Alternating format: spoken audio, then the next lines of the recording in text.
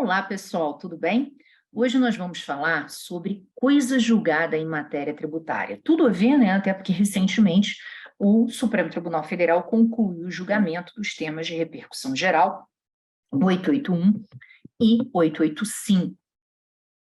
E é interessante que a gente entenda o que foi isso, né? Será que foi uma novidade? Será que não foi? Será que a gente está, como algumas pessoas dizendo, estamos destruindo a coisa julgada? Será que é isso? Antes da gente adentrar ao mérito dessa discussão dos temas 881 e 885, eu recomendo que a gente dê um passo atrás. E lembre-se do seguinte: a relação jurídica tributária ela é uma relação que, naturalmente, ela é de trato sucessivo.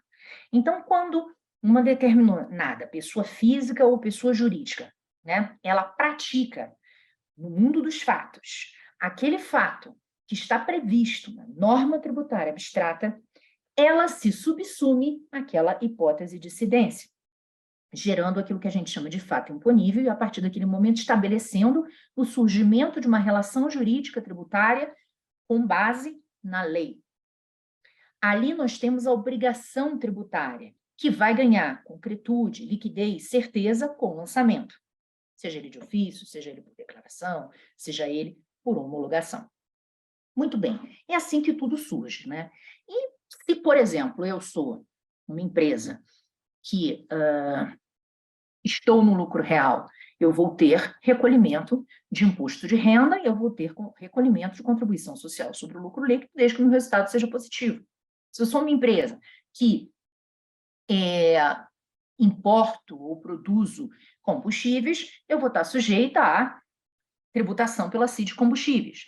Então, assim, as relações tributárias, em regra, salvo uma ou outra situação esporádica, tipo, se eu não sou uma empresa importadora, importei numa situação específica, aquilo ali fica isolado no tempo. Agora, a regra é que, geralmente, você pratique aqueles atos, né? Mês a mês, ou com uma certa constância, regularidade, sazonalidade, o que quer que seja. Diante desse contexto, se você leva uma determinada discussão para o Poder Judiciário, seja de incidência da norma, seja de amplitude da norma, o que quer que seja, né? Você leva essa discussão para o Poder Judiciário. E o Poder Judiciário define que aquele tributo, por exemplo, ele não deve ser recolhido por você porque você é imune, ele não deve ser recolhido para você porque o tributo é inconstitucional, ele não deve ser recolhido por você porque o fato gerador não corre para você, ele não deve ser recolhido da forma que está prevista na lei, porque a forma de apuração dele está indevida. Então, N são as razões pelas quais você pode buscar um provimento jurisdicional para afastar aquela tributação de você. Muito bem. E digamos que você tem essa decisão. Então, a decisão reconheceu, por exemplo, que um determinado tributo é inconstitucional. O caso parâmetro do Supremo Tribunal Federal foi isso, né? Na verdade, uma determinada decisão entendeu, que transitou em julgado, entendeu que a contribuição social sobre o lucro líquido era inconstitucional, isso depois foi revisto pelo Supremo Tribunal Federal, e a questão a ser posta é, e aí, só porque o cidadão teve a coisa julgada sobre uma decisão que considerou a CSLL inconstitucional, ele não vai recolher nunca mais a CSLL? Viemos e convenhamos que isso não é nada razoável. Não seria razoável a gente sustentar isso. Agora veja por quê. Pense o seguinte, a coisa julgada, ela se forma sobre determinados pressupostos de fato e de direito. Então, nesse caso concreto, sobre o que se formou a coisa julgada? Sobre o entendimento que existia à época de que aquela contribuição seria inconstitucional. Depois, o Supremo Tribunal Federal veio a mudar o seu entendimento. Então, a partir do momento que ele mudou o seu entendimento, a premissa jurídica que balizou aquela coisa julgada, ela mudou. Ela não é mais a mesma. Então, não faria sentido eu chegar e dizer, olha, eu vou continuar aplicando aquele entendimento. Por quê? Porque aquele entendimento não se aplica mais a partir de agora, porque existe agora uma outra concepção sobre aquela norma. Então, veja, isso não quer dizer que eu esteja retroagindo para atingir situações que já foram consolidadas. A grande questão é, eu vou poder aplicar esse novo entendimento a partir de agora, então eu não preciso ajuizar rescisórias para poder desconstituir essa coisa julgada para poder cobrar dali para frente. Por quê? Porque ela não tem mais aquele pressuposto de fato de direito que a motivou, ele não mais existe. Houve uma alteração no pressuposto de direito. tá? Então, até porque nós temos uma outra coisa que se combina nesse racional. O que é?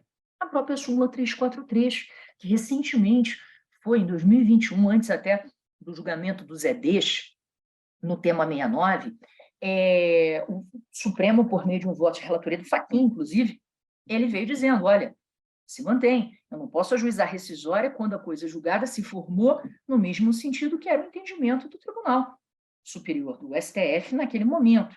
Então, veja, ninguém está dizendo que isso aí caiu, isso continua existindo. Né? Então, se a minha coisa julgada ela se formou no momento em que havia um entendimento que era favorável àquilo, né? Não tem como eu ajuizar rescisória para desconstituir essa coisa julgada, para trás, para o passado. Né? Agora, se houve uma mudança no pressuposto de fato de direito, aquilo ali não vale mais, então é como se eu tivesse limitado.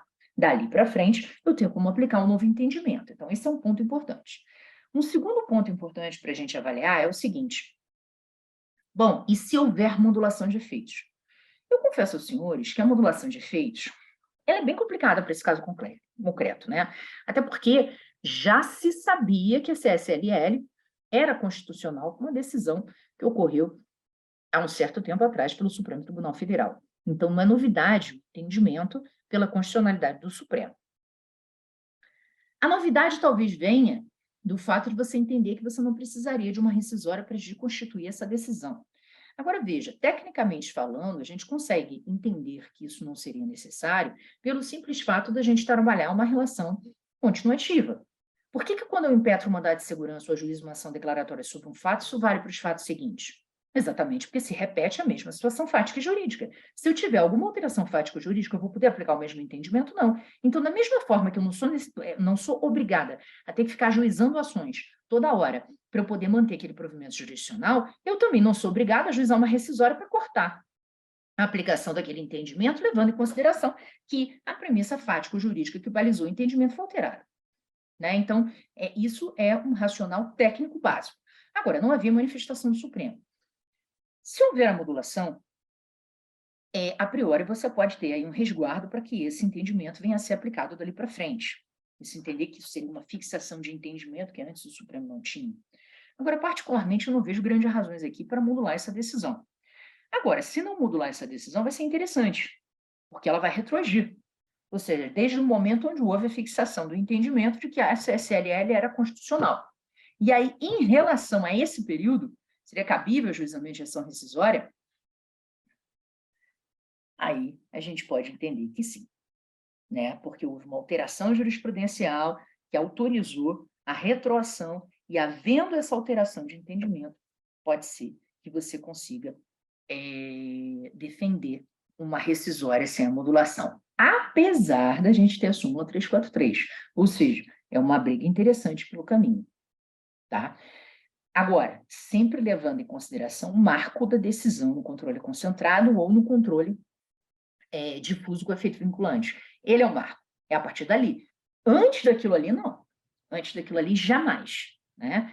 É a partir dali. Agora, tendo em vista que levou muito tempo, né, entre a fixação desse entendimento e efetivamente agora o julgamento do Supremo Tribunal Federal, é claro que essa retroação por rescisória, ela tem que respeitar um período aí de 2 anos. E aí você vai ter uma discussão forte a dizer, olha, na verdade isso é uma exceção, vai ter que trabalhar um distinguish da 343 para dizer, olha, não é exatamente a aplicação da súmula 343, porque houve uma revirada do STF, o STF entendeu que isso seria válido desde então seria uma inobservância da decisão do Supremo em relação à perda de efeitos daquela coisa julgada lá atrás.